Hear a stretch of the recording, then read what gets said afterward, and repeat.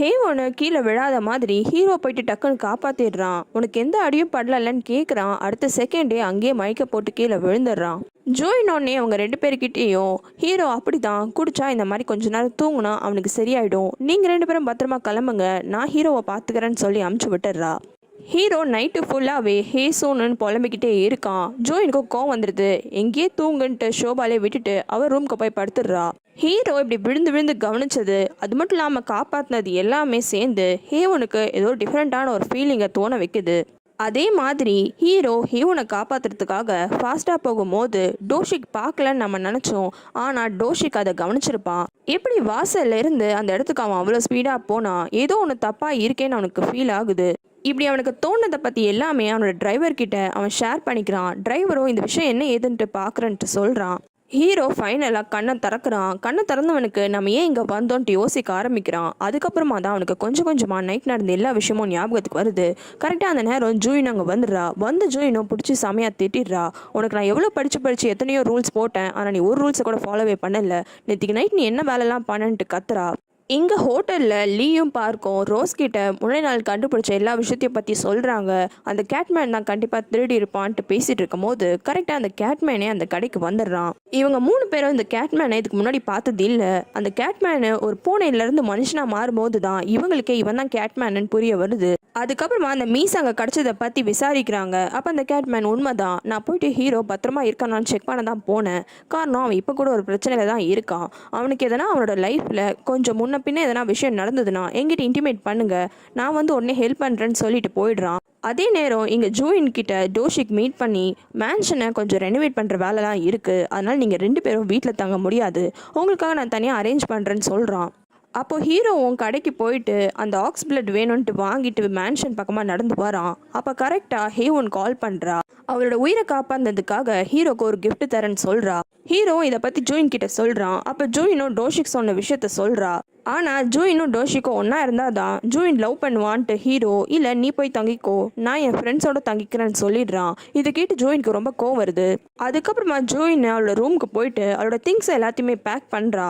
இவ ஹீரோக்காக பிளட் வாங்கிறதுக்காக கடைக்கு போயிருப்பா. அப்போ அந்த பச்சர் லேடி சொல்லியிருப்பா, எங்களுக்கு என்ன வேறு வேலை இல்லையா, நாங்களே பேட்ரோல் பண்ணுறதுக்கு, அந்த மேன்ஷன்னால தான் இந்த ஏரியாவை ரெனோவேட் பண்ணலை, இல்லைனா நாங்கள் இந்த நேரம் பெரிய பெரிய அப்பார்ட்மெண்ட்ஸ்க்கு போயிருப்போம், இங்கே நிறைய வாட்ச்மேனும் போட்டு பேட்ரோல் பண்ணியிருப்பாங்க, எல்லாத்துக்குமான காரணம் அந்த மேன்ஷன் தான், அந்த ஓனர் தான் அந்த மேன்ஷனை விற்க மாட்டேன்னு சொல்லியிருப்பா. அந்த ஓனர்னு அவள் சொன்னது ஜூயினோட அப்பாவை தான். இப்படி ஜூயினோட அப்பா ஏன் இந்த வீட்டை விற்கலன்ட்டு அவளும் யோசிக்கிறா. இங்கே ஹீரோ அவனோட ரூமில் அவன் திங்ஸ் எல்லாம் பேக் பண்ணுறான். ஆனால் அவனுக்கு ஒரு விஷயம் தான் சுத்தமாக புரியல. அவனால் யாரோட கண்ணிலையும் அவனோட மூஞ்சை பார்க்க முடியல. வெறும் ஜூயினோட கண்ணில் மட்டும்தான் அவனோட மூஞ்சை பார்க்க முடியுது. ஜூயின் மட்டும் ஏன் நம்மளுக்கு இவ்வளோ ஸ்பெஷலு, ஒரு வேளை காஃபினை அவள் திறந்ததுனாலயா, ஏன் ஜூயினுக்கும் நம்மளுக்கு இப்படி ஒரு கனெக்ஷன் இருக்குன்னு யோசிக்கிறான். அப்போ ஹேவனும் கால் பண்ணி நம்ம வெளியில் போகலாமான்னு கூப்பிடுறா. அவள் அப்படி கூப்பிட்டதுனால ஹீரோவும் வெளியில் கிளம்புறான். இந்த மான்வின்ற வேம்பேர் அதே நேரம் ஹேவனுக்கு கால் பண்ணி வெளியில் போகலாமான்னு கூப்பிடுறான். ஆனால் ஹேவனு இல்லை, நான் ஒரு பையனை பார்த்தேன்னு சொன்னல, அவன் கூட தான் நான் வெளியில் போக போகிறேன்னு சொல்லிடுறா. இந்த மான்விக்கு இந்த மேன்ஷனை பற்றி ஆல்ரெடி தெரியும். ஆனால் அவளுக்கு ஒரு டவுட்டு, ஒரு வேளை இவ பேசுறது ஹீரோவை பற்றியான்னு. அதனால பின்னாடியே வந்து செக்கும் பண்ணிக்கிறான். அவன் நினச்ச மாதிரியே ஹீரோவை பற்றி தான் அவன் பேசியிருக்கா. ஹேவனும் ஹீரோவும் ஒரு ஆர்ட் கேலரிக்கு போயிட்டு நிறைய பெயிண்டிங்ஸை பார்க்குறாங்க. அப்போ தான் ஹேவனுக்கும் தெரிய வருது ஹீரோவுக்கு பெயிண்டிங் பண்ணுற பழக்கம் இருக்குது. ஹேசோனுக்கு ஒரு குறிப்பிட்ட ஃப்ளார்னால் ரொம்ப பிடிக்கும். அதனால தான் ஹேவனுக்கும் ஹீரோ அந்த எல்லோ கலர் ஃப்ளாரை கொடுத்துருப்பான். அந்த எல்லோ கலர் ஃப்ளாரை வச்சு ஒரு பெயிண்டிங் இருக்குது. அதே பெயிண்டிங்கை நான் உனக்கு கிஃப்ட் பண்ணுறேன்னு ஹேவனும் ஹீரோவுக்கு கொடுக்குறா. இதை கேட்ட உடனே ஹீரோக்கு ஹேவனும் ஹேசனும் ஒன்று திரும்பி யோசிக்க ஆரம்பிக்கிறான். ஜோயின் டோஷிக் சொன்ன ரூமை போய் பார்க்குறா. அந்த ரூம் ரொம்ப பெரிய ரூமாக இருக்குது. ஷாக் ஆகிடுறா. அதுக்கப்புறமா ரெண்டு பேர் ரெஸ்டாரண்ட்டில் போய் பேசுகிறாங்க. அப்படி பேசும்போது காலேஜ்லேருந்தே டோஷிக்கு ஜூயின் மேலே ஒரு க்ரஷ் இருக்குன்ற விஷயத்த அவன் சொல்லிடுறான். ஜூயினுக்கு இந்த விஷயம் ரொம்பவே ஷாக்கிங்காக இருக்குது. ஆனால் சாப்பிட்டு முடிச்சதுக்கு அப்புறமா ஜூயினை டோஷிக்கை தனியாக கூப்பிட்டு, இங்கே பாரு, எனக்கு இப்போதைக்கு மேன்ஷன் தான் ரொம்ப முக்கியம், மேன்ஷனோட பிஸ்னஸை ரன் பண்ணுறதுல தான் என்னோட கான்சன்ட்ரேஷன் இருக்கணும்னு நான் நினைக்கிறேன், அதனால் எனக்கு இந்த மாதிரி ஒரு ரிலேஷன்ஷிப்லாம் எதுவும் தேவையில்லைன்னு சொல்லிடுறா. நைட் ஆகிடுது. ஹீரோக்கும் ஜூயினுக்கும் சுத்தமாக தூக்கம் வரல. ரெண்டு பேருமே ஒருத்தவங்க மிஸ் பண்ணுறாங்க. ஜூயினை மெசேஜ் பண்ணுறா. இவளும் தூங்காமல் தான் இருக்கான்னு தெரிஞ்ச ஹீரோவும் கால் பண்ணுறான். ஹேவன் கூட டேட் போனியே எப்படி போச்சுன்ட்டு ஜூயின் விசாரிக்கிறா. அதுக்கான பதிலும் ஹீரோ தரான். இப்படியே நைட்டும் போயிடுது. அடுத்த நாள் காலையில விடிஞ்ச உடனே சீக்கிரமா மேன்ஷனுக்கு ஹீரோ வந்துடுறான். பின்னாடியே ஜூயினும் வந்துடுறா. இவங்க வந்த கொஞ்ச நேரத்திலேயே பின்னாடியே ஒரு கார்ல ஒரு ஆள் வரான். வந்தவனும் உங்க பேர்ல இந்த ஓனர்ஷிப்பை மாத்தணும்ட்டு ஒரு பேப்பரை காமிக்கிறான். ஹீரோக்கு அது ஆல்ரெடி தெரியுன்றதுனால அவனும் சைன் போடுறான். ஆனா ஜூயினுக்கு ஒண்ணுமே புரியாதனால பதட்டம் ஆயிடுறா. சைன் வாங்கினாலும் பெயிண்டிங்கு காருக்குள்ள இருக்கு. காரையும் உங்களுக்கு கிஃப்டா தர சொன்னாங்க ஹேவனுன்னு சொல்லிட்டு போயிடுறான். ஹேவனு கார் கொடுத்தது ஜோயினுக்கு பிரச்சனை இல்லை. ஆனால் இப்போ கார்னு ஒன்று வந்துருச்சுன்னா அதுக்கான செலவும் எக்ஸ்ட்ராவாக இருக்குது. யார் அந்த செலவுலாம் பண்ண போகிறான்னு டென்ஷன் ஆயிடுறா. கெஸ்ட் ஹவுஸ்னு ஒன்று வச்சுருந்தா அதுக்கான கார் சர்வீஸும் நம்ம கொடுக்கணும்ல, அதுக்காக இந்த கார் இருக்குன்னு நினச்சிக்கோ ஏன்னு சொல்லி ஜூயினை சமாதானப்படுத்திடுறான். அதுக்கப்புறமா இவங்க 2 பேரும் சேர்ந்து மேன்ஷனோட வேலையெல்லாம் பார்க்குறாங்க. டோஷிக்கும் வந்து ஹெல்ப் பண்ணுறான். ஜூயினை என்னதான் டோஷி கிட்ட அப்படி சொல்லியிருந்தாலும் உன்னை லவ் பண்ணலன்னு அவள் டைரெக்டாக சொல்லலை. ஆனால் டோஷிக்கு அவனுக்கும் கொஞ்சம் சான்ஸ் இருக்குன்னு இன்னுமே ட்ரை பண்ணிட்டு இருக்கான். இது எல்லாத்தையுமே ஹீரோவும் கவனிக்கிறான். அப்படியே கொஞ்சம் கொஞ்சமாக மேன்ஷனோட வேலை எல்லாமே நடக்குது.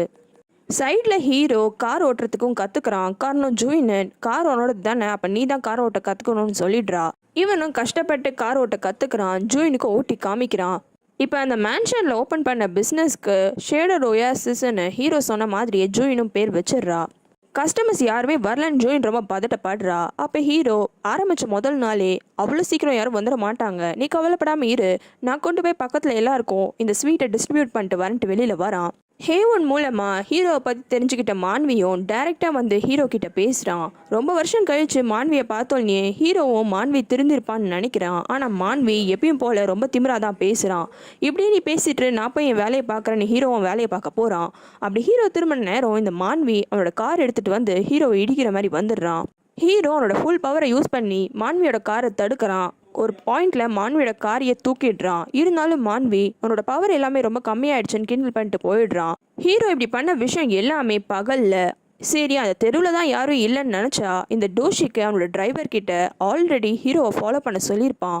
இந்த டோஷிக்கோட டிரைவரும் இந்த விஷயத்தை எல்லாத்தையுமே கண்ணால் பார்த்துடுறான். இதோட அவனோட காரோட ரெக்கார்டர்லையும் இந்த விஷயம் ஃபுல்லாகவே ரெக்கார்ட் ஆயிடுது. இந்த ரெக்கார்டிங்கை கொண்டு போய் டோஷிக்கும் போட்டு காமிக்கிறான்.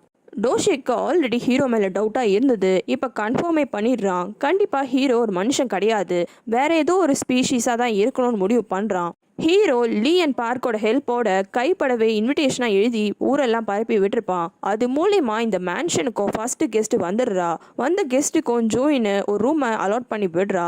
ஸ்வீட் எல்லாம் டிஸ்ட்ரிபியூட் பண்ணிட்டு ஹீரோவும் திரும்பி மேன்ஷனுக்கு நடந்து வரான். அப்போ கேட்மேனும் மீட் பண்ணி ஹீரோக்கு உனக்கு டைம் ரொம்ப கம்மியாக தான் இருக்குது, நீ சீக்கிரமாக ஜூயினோட ரத்தத்தை குடிக்கணும், இல்லைனா நீ காணாமல் போயிடுவேன் இந்த உலகத்தை விட்டுன்னு வார்ன் பண்ணிடுறான். இந்த ஒரு விஷயம் தெரிஞ்சோடனே ஹீரோ ரொம்ப பயப்பட ஆரம்பிக்கிறான். மறக்காம ரெட் லோட்டஸ் தமிழ் சேனலுக்கு சப்ஸ்கிரைப் பண்ணுறங்க. உங்களுக்கு வேறு சீரீஸ் பார்க்கணுன்னா கமெண்ட்டில் சொல்லுங்கள்.